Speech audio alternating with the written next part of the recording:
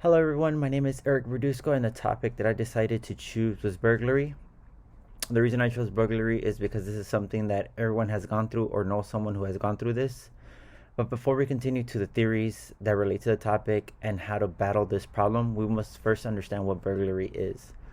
According to Cohen, burglary is a forcible entry into a home, an attempt to do so, or an illegal entry into such a location without the use of force is what is considered burglary. We know that this is an action that requires planning and is done willingly.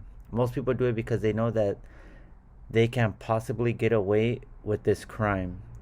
Since no one is around when burglaries usually happen, there's a less likelihood of you getting caught for the crime. Although there are a lot of negatives to burglary, one of the significant consequences of burglary is the damages and financial burden that happens because of burglaries. This can cause them high financial and emotional strain on the victims, not only the victims, but the friends and family of the victims. This costs the victims money to replace the items that they lost during the burglary. Another effect of being a target of burglary is that we lose a sense of security in our own home. We know that they might come back, and we know that the place we thought was safe isn't so safe. In the United States, the National Crime Victimization Survey and the Uniform Crime reported that there are about 2 million burglaries that are reported each year, but not all burglaries are reported. Besides having a financial burden and emotional burden, many researchers believe that this is a starting point for other crimes. This can happen by burglars using the money that they use from burglarizing a home to buy weapons to commit other crimes. Next, we're going to talk about where are burglaries likely to happen. So burglaries are likely to happen in areas that have low income according to Del Frunzo's article. What do burglars look for when they select a house to target? According to Farrell, lack of security, inadequateness, and effectiveness is what they are looking for. It is effortless to enter from a window that is open or from a door just basically being open. Common error that some people do is leaving the garage door open. It takes seconds for a burglar to go in, take something of value, and leave. They will not target houses who have deadbolts or security cameras, according to Farrell. Now let's talk about what theories relate to burglaries. According to Michael, Hull, and Zam, they examined if rational choice plays a role in burglary. Before we continue, let's discuss what rational choice is. Rational choice was discovered by Max Weber. Rationality is thought to be in every human since birth. Everyone can differentiate the difference between right and wrong.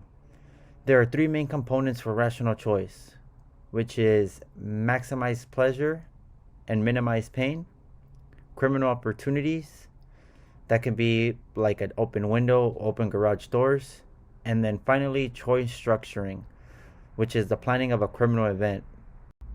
What researchers did to determine if burglars use rational choice, they looked for three main components, which was 1, minimal effort, 2, minimal risk, and 3, maximum reward. They found that all burglars followed this exact same script. They noticed that in areas with good lighting and people who lived in good neighborhoods, there was no burglaries. They noticed that burglars noticed that this would require more effort, which in turn made it to have more risk, which was simply not worth it to them. They would rather move to another house and continue because they know that they will find an easier target. This is what causes burglars to alter their rationality because they know they have a higher chance of getting caught. Researchers noticed that drugs did not alter their rationality. Researchers also noticed that the only way to alter their rationality was through security measures. Examples of this is cleaning vegetation, installing lights, and enhancing site aesthetics and litter control. Better locks and simply locking someone's front door. They found that this was the only way burglars' rationality would be altered. Ultimately, researchers concluded that rational choice plays a huge factor because they know that burglaries have minimal effort and risk but high reward. The second theory I chose was strain theory. In Del Fronto's article, they examine the use of strain theory to see if negative stimuli causes burglaries. Before we continue, let's examine what strain theory is in order to better understand it. Strain theory implies that all humans are born good. In our primitive state, we are all social beings. The only way to alter these primitive instincts is if circumstances causes society to fail us. Because of situational factors, we feel stressed or strained, which can cause us to betray our pro-social nature. There are 3 stages. First stage is the inability to achieve positive goals.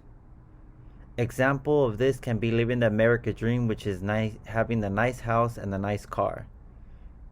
This can happen by not having a good education, which can stop you from getting your dream job that pays you well. Second stage is presence of negative stimuli. An example of this can be someone who was born and raised in a low-income neighborhood with a high crime rate. For instance, living in an area where you see a lot of burglaries. The final stage is anticipated removal of positive stimuli. This can be like a breakup or a divorce. For example, a breakup can cause you to lash out negatively because you are feeling hurt or angry. Where humans feel strained, they tend to feel anger, frustration, or depression, which can cause someone to commit a crime such as burglary. Researchers found that the presence of strain theory was founded in people who committed burglaries. Economic hardships and lack of accessible methods to achieve goals produce frustration, which leads to common crimes like burglary. They found that these negative stimuli cause people to commit these crimes. We know from strain theory that these people might commit burglaries to be able to achieve the American dream of having the nice house and the nice car. In the research, they found that areas with welfare assistance had more cases of burglary because they might have been exposed to these negative stimuli. Researchers found in low welfare areas that homes were distorted, dysfunctional, and fundamentally flawed, which can all be considered negative stimuli. Now let's talk about what the best approach is to battle the rise of burglary.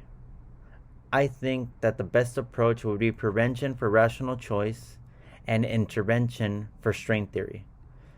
Let's first understand prevention and intervention. Intervention is considered to be fixing anything before it happens, and prevention is anything we can do to fix this issue. For rational choice, the best approach would be prevention because there is a lot of things we can do at home to prevent a burglary from happening to us. For strain theory, the best approach would be intervention because the best way to prevent burglary in relation to strain theory would be to help strained people, which we can do by enrolling them in programs to help them when they are young, which can remove all the negative stimuli that come with being born and raised in a place where there's a lot of negative stimuli. In Grabowski's book, he explained a few tactics that we can do at home to prevent burglaries. He divided these into 3 categories. The first category is surveillability, which is to have your home as visible as possible to the public. This includes not having any vegetation that cover your house, walls that are too tall that can cover your house. Grabowski does state that although most people want their homes to be private, this makes it easier for a burglar to conceal themselves in your vegetation or your high walls, which can cause them to burglarize your house without them being seen. The second category is restricted access, which is locking all your doors and securing any entrances into your home. Another key component to have is to have tougher locks, which takes skill to break. The final category is supplementary security measures. This includes all house alarms and video surveillance. By doing these, it makes it much more difficult for the burglars to break into your house, and it makes it easier for them to get caught, which in turn will turn them away from doing this. In Johnson and Loxley's book, they researched if installing alley gates would prevent burglaries from happening to residents whose house was accessible through an alley. In 1998, the British Crime Survey found that about 55% of burglaries happened to homes with alleys in the back of their houses. This makes houses with alleys a target because criminals know that these alleys are dark, therefore they will not be seen if they enter a house. Researchers found that residents did not want to enter the alleys because they felt unsafe. Criminals knew this, so they would take this as an advantage for them. After alley gates were installed, residents stated that they felt more safer in entering and monitoring the alleys. This can cause burglars to change their rationality because they know they might get spotted by a neighbor since they feel safer to monitor the alleys. This extra level of security can cause a burglar to change their rationality. In Winchester's book, they examined that burglars would target houses which seem unoccupied. There are various signs that give burglars clues that houses are empty. They notice that all the lights are off in the house, that there are no cars in the driveway, and if there is a clutter of mail. Also, these burglars would simply just knock on the door to see if anybody would answer. These are all signs that a house is being unoccupied. Researchers found that leaving lights on would deter burglars from entering a house. Also, they noticed that if homeowners asked their neighbors to collect their mail, this would give the presence that someone's at home, which would deter burglars from entering the house. Brennan and Wright's book explains how to prevent burglary from happening if we help criminals who experience strain. This study took place in southern England. They interviewed over 300 convicted burglars who were on probation or incarcerated. They were all males over the age of 16. Majority of them committed the crime because of lack of money or simply because they were motivated by their peers. We know from string theory that because of negative stimuli, they commit burglaries. More than half of the burglars stated that they would have gone home if they would have been prevented from the situation. This research shows that if we place some of the younger offenders into after-school programs, they would more than likely not have committed the crime.